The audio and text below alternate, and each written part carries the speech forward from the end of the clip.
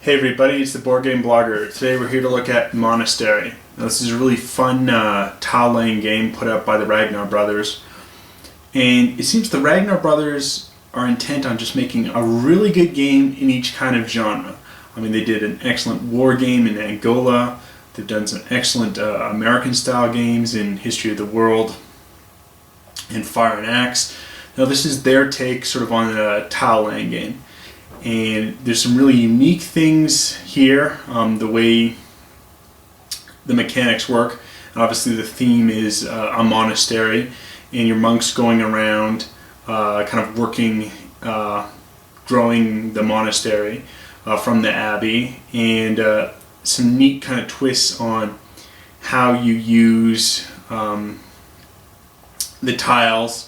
There's sort of study tiles and there's toil tiles that can't be placed directly next to each other, and how you use your monks to, pray or work the tiles.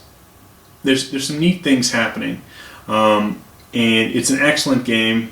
It's just, to me, it's really interesting just how well the Ragnar Brothers can do completely different genres of games. And this is kind of a tile placement Euro, and it's well done. There's good player interaction. It's not multiplayer solitaire, so I really like it. Components are good.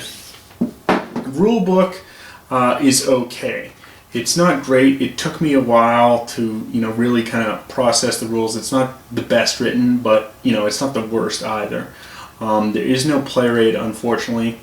I don't know why games are made without player aids. It just doesn't make sense. It's just so much more helpful to the player to have a player aid. But rule book it's good. It's in color. There's no index, but for some of these simpler Euro games, I don't think it's necessarily necessary. But I'm sure you kind of want to take a look at how the game plays. Some neat things, really good solid theme and neat mechanics here makes it a win Euro for me. But let's take a look at it now. So here's sort of the board on setup. I've set it up for a 3-player game. We have 3 monks starting there in the abbey. We have over here, this is kind of where you're collecting additional monks to control, as well as letters here. The goal of the game here is you earn points, and then you, on scoring, you purchase letters that in Latin read out, the kind of final part of the Lord's Prayer. Deliver us, we beseech you, from all evil. Amen. And so that's in Latin, and so you can spend points here. If you have 4 points, you can get one of the letters in this row, or you can get, for 3 points, you can grab a monk, which is going to give you more actions. And then the players here, each player is going to have their privacy screen with their part of the phrase that they need to complete out here. The privacy screen is just keeping blessings if they earn them, as well as the different tiles that they're able to place. Now everyone kind of has a secret way tile, which kind of allows you to kind of just warp over there with movement. And the way the game works is we have this kind of phase tile here. So we've just completed matins. We've all drawn 3 tiles, and now we're going to advance to this study round. I'll sort of have it that the blue player here, he'll start as the Abbot, and we'll just kind of move over right to left, just kind of for gameplay demonstration purposes, and you'll kind of see how it works. So the blue player is going to go first. They're going to place and move their tile. And so, for instance, what we have here is we've got some gray tiles, so we can choose to place those directly adjacent here to the abbey, because it's also a gray. For instance, we couldn't place a field directly to it because it's brown, and you can't place a brown tile directly adjacent to a gray tile. But the blue player is going to choose to place a garden here. We'll connect it with the passageway, and as we can see, there's a 2 there, so he can move and put his monk over there. Now it is yellow. He will place one here. He's going to build a path out over here. We'll put his guy there, and this will net him, 1 point when he completes it, as there's the one spot there. And now it's the green player. You can see the green player has drawn all brown tiles. That means that he's not able to actually place a tile right away off of and adjacent to the Abbey. But because the yellow player's gone first, he could kind of build something. So he's going to put this field down, and he can put it, so he may put this unconstructed tile over here, and now what you have is you have movement of 2 per standing monk. And so at the beginning everyone's got sort of 2 movement, and so he can move 1, 2. Now if, for instance, the yellow player hadn't had this occupied, the green player couldn't keep moving. He has to stop at a unoccupied, unconstructed tile. But because that's there, he's able to progress. So now everyone's done their movement. We now do scoring. Scoring can happen in one of 3 ways. You can simply construct the tile. That's what everyone's doing here. So blue here will construct. This is now on the constructed side, and he nets 2 points, and he can purchase things right away. Obviously he's probably want to get another monk, and that will go directly to the Abbey, and he'll buy a letter from the 1 column. It's the Q, and we'll put this over here towards his scoring. Now that's going to be key for the end game, because the end game scoring, you get 3 points for each letter that you've built towards, for every unplaced tile that you have.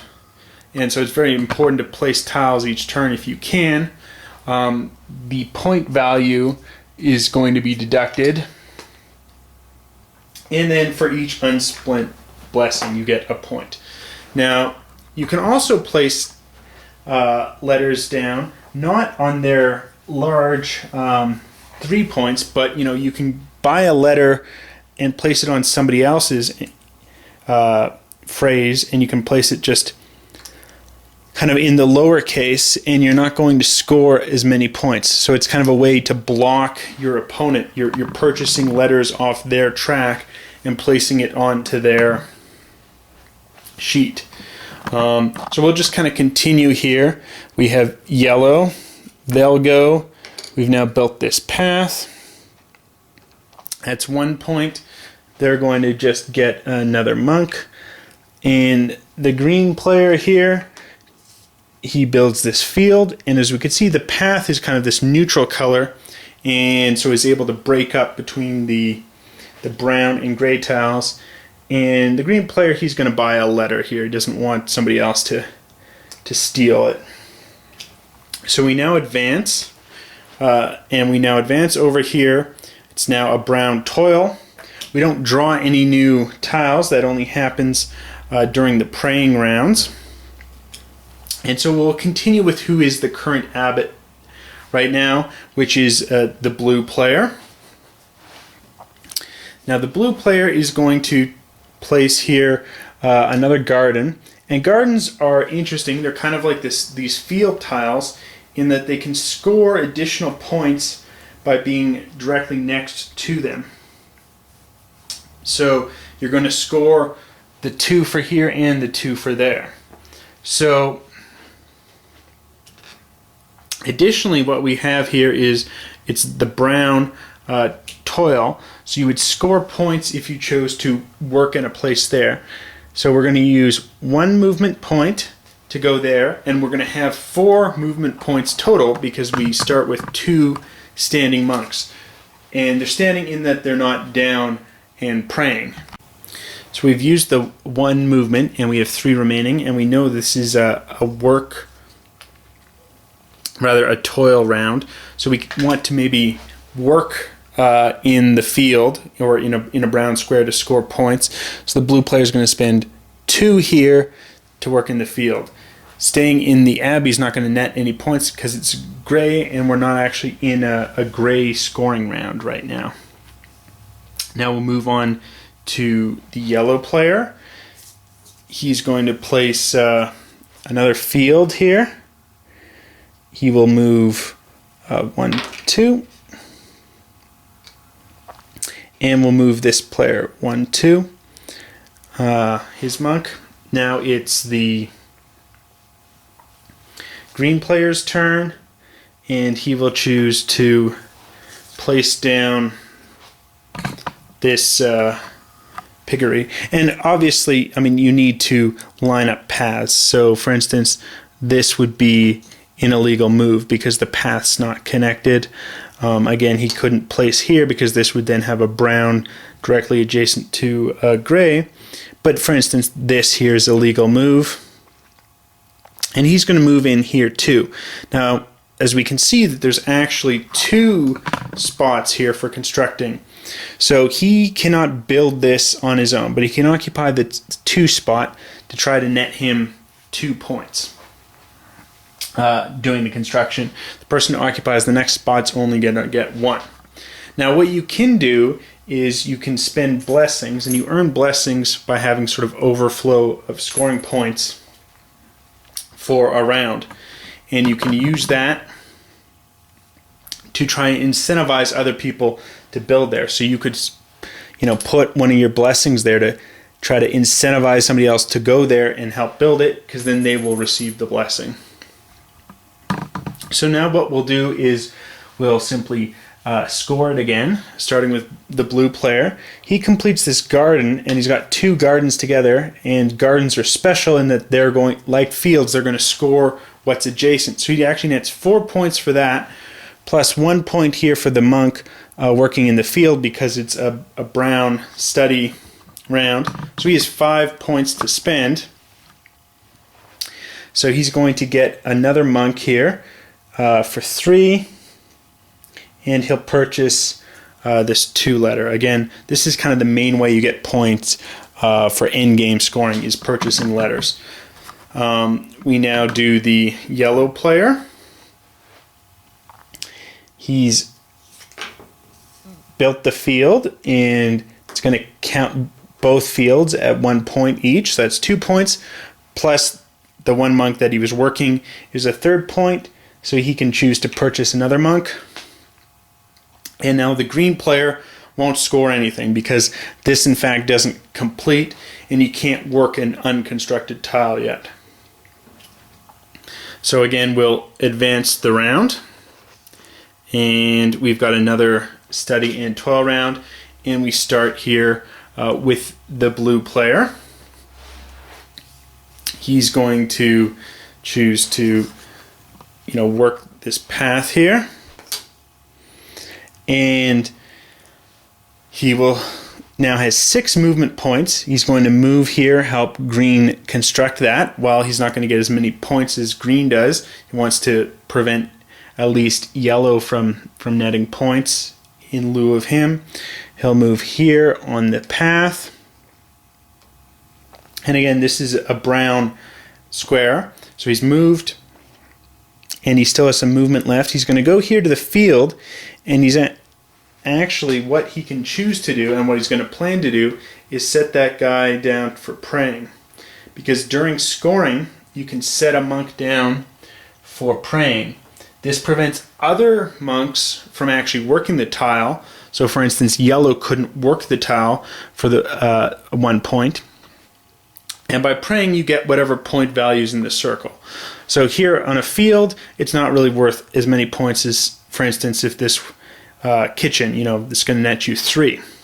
But the other handy thing about praying is you lock in your monk, but at the next service round here, when we advance, all the praying monks are going to go to the abbey, and the abbey's going to elect a new abbot, and that is the player with the most monks in the abbey, and that gets you sort of first, player, in turn order for the subsequent rounds until there's another service round. So it's a kind of a neat advantage on how you're working and controlling player order, because it's a big advantage in going first often, especially because that's going to let you score first, purchase things here first, which is very key for blocking or buying letters that are hurting your opponents.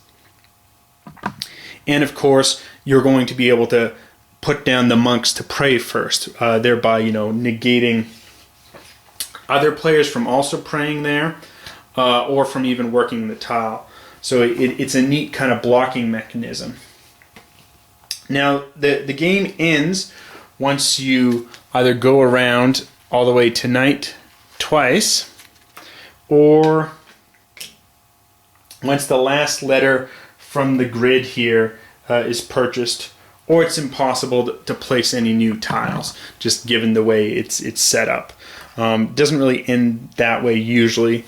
I've seen some games, it goes around twice for the days and you end it, or once all the last letter is purchased.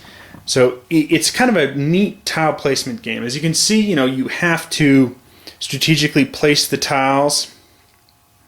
You've got the gray and the brown ones, the study and toil, how you're using, your pawns, your monks to, you can construct tiles, you can have them work the tile for points, you can have them prey on the tile. And there's a lot of blocking your opponent, purchasing different items, helping them construct things, and you can, of course, incentivize. So I didn't really explain how you earn the blessing, but let's say, you had 1 point left here, and you couldn't really purchase anything down there for a point. Well, you'd earn a blessing that way. And if you had, say, 5 extra points, you'd earn 2 blessings. If you had 10 extra points, you'd earn 3 blessings. So it doesn't really happen too often that you're earning a lot of blessings in a round, but it's sort of just generally how it happens. And so these are points at the end, or you can spend them to, get up. So if you have, say, 7 points in one round that you've earned through constructing and prayer and work, you can also spend a blessing, bump you up to 8, and purchase an 8 cost letter. So if you're racking up a lot of points, you're going to be buying your opponent's letters even, and putting them down here for the lower values so that they're not going to be scoring points. So it's definitely kind of a neat game, lots of player interaction, and just really a neat and unique tile placement. I mean, I think this blows away, kind of the standard ones like Carcassonne or Alhambra, those type of games. It's neat. It's going to play quickly. It's not a long game. You're only going around here twice at the most, and just demonstrating the game here. We'd already done a couple of rounds, so it's a neat game, as I've said. If you like tile placement games, I think definitely check this out. It plays well 2-player as well. Oftentimes games that are 2 and up don't necessarily play very well as 2. This one does. And, I played a lot with just my wife. She really likes the game. It's a unique theme, and just what you can do with your monks. There's enough variety. The tile draw is going to be different each time, so obviously the game's quite replayable. And it's just a neat theme with some neat mechanics. It's really a solid game. I'd highly recommend it. Till next time on the Board Game Blogger.